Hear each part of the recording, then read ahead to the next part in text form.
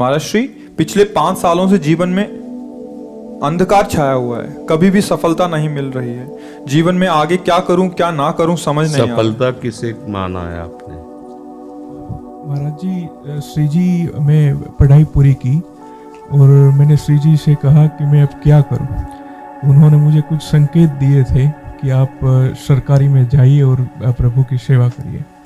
फिर सफलता नहीं मिल रही उसमें एग्ज़ाम में, और अभी है। आप हमारी बात समझिए, आपको श्री जी ने संकेत किया और आप सफलता नहीं प्राप्त कर, दोनों बातें झूठी है ना, दोनों बातें झूठी हैं। आप सत्य को स्वीकार कीजिए। श्री जी के संकेत को आप जानने लगे। आप श्री जी के संकेत तो तभी जब आप उनकी मन की बात जान लेना, तो आप कितने बड़े सिद्ध हो गए। और फिर सफलता किसकी चाहते हो? प्रकृति जन्य की। आप श्री जी के संकेत को जान जाओगे तो श्री जी के प्रेम की सफलता चाहोगे, लोकवत नहीं। और ये लोक की सफलता, सुनो पहले, प्रारब्ध के अधीन है। इसकी सफलता के लिए श्री जी से प्रार्थना मत करो। हमारी बात समझना। विद्यारण्य जी एक बहुत बड़े महापुरुष हुए हैं। उन्होंने अपने माता पिता को सुखी करने के लिए, धन प्राप्ति के लिए गायत्री अनुष्ठान किया। ब्राह्मण कुल में जन्म हुआ था। एक पुरस्चरण 24 लाख गायत्री होता है। उन्होंने एक पुरस्चरण किया, 2 पुरस्चरण किया, एक बार भी कोई धन की प्राप्ति नहीं हुई। आखिरी में उन्होंने संन्यास लिया। जीव संन्यास लिया, माता गायत्री प्रकट हो गई। उनका अब इंद्रासन भी मांगो तो आपका, तो बोले अब क्या जरूरत है, अब तो वैरागी हो गया, विरक्त हो गया। माता पिता भी पधार गए, उनकी सेवा के लिए अर्थ चाहना। 23 पुरस्चरण किए, तो आप तब नहीं आई। तो उनका तुम्हारे अनंत जन्मों में ऐसे 24 महापाप थे जिनके कारण मैं नहीं आ पा रही थी। अब वो 23 पुरण से चरण से नष्ट हुए, पुरस्चरण से, और 24वां तुमने संन्यास लिया। तो अब आप जो चाहो पर, बोले अब चाहिए ही नहीं, क्योंकि अब सन्यासी हो गए, अब तो ब्रह्म प्राप्ति के लिए। तो इससे आभास होता है कि अगर हमारा बुरा प्रारब्ध है तो हमको भोगना पड़ेगा। हम कितना भी प्रयास करें वो हमें, तो हम क्या करें इसमें जिससे हमें परम शांति हो? प्रभु के नाम का जप करते हुए उन पर दृष्टि लगाएं कि प्रारब्ध से हमारा भरण पोषण शरीर का भले, ये हमारा भरण पोषण आपसे होगा नाथ। तो वो एक ऐसे हैं जो आपके प्रारब्ध को भी मिटा देंगे। वो ऐसे शरणागत वत्सल हैं कि सब लिखा पढ़ी अलग कर देंगे। सुदामा जी को दरिद्रता का योग था। ऐसी दरिद्रता, कई कई दिन तक भिक्षा नहीं मिलती थी। ये जितने भी चरित्र हमारे लिए उदाहरण है। मांगने जाते थे तो मांगने से भी नहीं मिलता था, कई कई दिन। तो एक दिन उनकी पत्नी ने कहा कि हमारा आपका तो चरणामृत से भी गुजारा 2 दिन 3 दिन हो, 4 दिन हो, छोटे छोटे बच्चे तो मर जाएंगे ऐसे। कुछ तो उन्होंने कहा, श्री कृष्ण के सिवा हमारा कोई नहीं, अब हम क्या कर सकते हैं? प्रारब्ध जब बिगड़ता है ना, वो कोई सफलता नहीं होने देता। तो एक दिन श्री रुक्मिणी जी प्रसाद ठाकुर जी को भोग पा रही थी, तो वो ऐसे रोक दिए, उदास हो गए। तो उनका, प्रभु ऐसी स्थिति हमने जब जब आपकी देखी, तो किसी भक्त को जब कष्ट होता है तब आपको ऐसे देखा है। कौन सा भक्त है और क्या कष्ट है? का एक सुदामा नाम के हमारे मित्र हैं, कई दिन से भोजन भी उनको, प्रभु आपके मित्र और मैं आपकी दासी, महालक्ष्मी का अवतार रुक्मिणी, आप हुक्म कीजिए, लोक लोक की संपत्ति वहां। बोले उसको चाह नहीं है, हमारे मित्र को चाह नहीं है, और चाह ना होने पर हम विवश हैं। अगर वो चाह कर ले तो सारी व्यवस्था हो जाए। बोले पैदा करो जाके चाह। बोले उनके हृदय में तो नहीं पैदा कर सकते, हम भी, क्योंकि जिस हृदय में भगवान का आश्रय और निरंतर चिंतन है, वहां माया की चाह नहीं होती। बोले उनकी पत्नी के हृदय में, बोले प्रयास करते हैं जाके। भगवान संत वेश में गए, भिक्षाम दे, निकली। अतिथि का सत्कार करना गृहस्थ का धर्म होता है। हाथ जोड़ा और कहा, हम असमर्थ हैं, आपको भिक्षा नहीं दे सकते। क्यों? बोले हम अपवित्र हैं, हमारे ऊपर सूतक लगा हुआ है किस बात का सूतक? हमने एक पुत्र जन्मा है, तो ठीक है, हम 10-12 दिन बाद आ जाएंगे। बोले नहीं, आजीवन अपवित्र रहेंगे। वैसा कौन सा? बोले दरिद्रता रूपी। विद्वान की पत्नी है तो ऐसे उनका दरिद्रता रूपी पुत्र का जन्म, अर्थात सीधे कि मैं नहीं दे सकती या देने योग्य नहीं, ऐसा न कहीं उनका मैं अपवित्र हूं।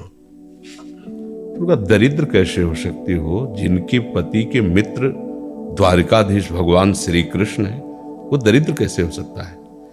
एक बार कहो ना अपने पति से। चले गए। जो सुदामा जी आए तो उन्होंने कहा कि देखो, आज एक अतिथि आए थे, उनको मैं कुछ नहीं दे पाई, मुझे बहुत कष्ट है कि मेरे पुत्र और आए हुए अतिथि का भी हम स्वागत नहीं कर सकती, उनका भरण को आपके मित्र द्वारिकाधीश प्रभु श्री कृष्ण। सुदामा जी ने कहा, बोले चले जाओ ना, वो कुछ न कुछ सहयोग कर देंगे। तो बोले हम ऐसे मित्र नहीं बनाए कि वो हमारा सहयोग करे, कभी नहीं, मर जाऊंगा, पर उनसे ये नहीं कहूंगा कि आप हमारा। बोले मत कहना, दर्शन के लिए तो चले जाओ, वो सुना है इतने उदार हैं कि वो जाने पर ही दे देंगे। सुदामा ने कहा दर्शन के लिए तो जा सकते हैं, बहुत दिन हो गए, ठीक है, पर मित्र के पास जाए तो कुछ लेके जाना चाहिए, मेरे पास तो कुछ नहीं है।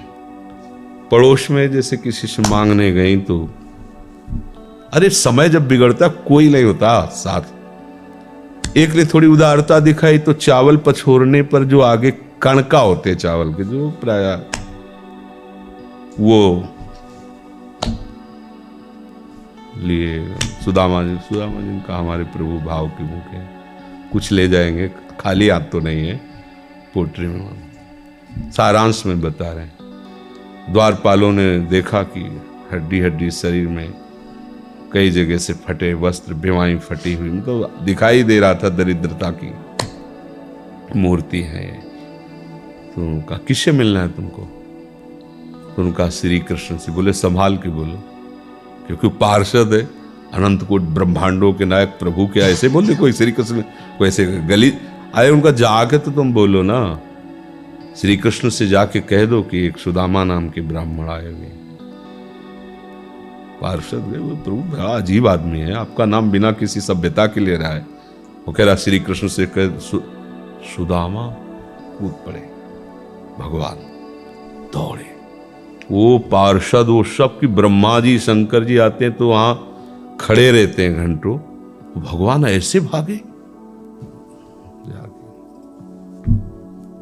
सुदामा जी को पता था ना, हमारे रुक्मिणी जी के महल में रुक्मिणी जी के पलंग पर बैठाते हैं, स्वयं चरण पखारते हैं सब। अब ये वैभव, क्या हालचाल है, कैसे हो प्रभु? आप सब जानते हो, आपकी बड़ी कृपा है। तो ब्याह हो गया? हाँ, ब्याह भी हो गए, बच्चे भी हो गए। हमारे पास आए तो कुछ तो लाए ही होगे।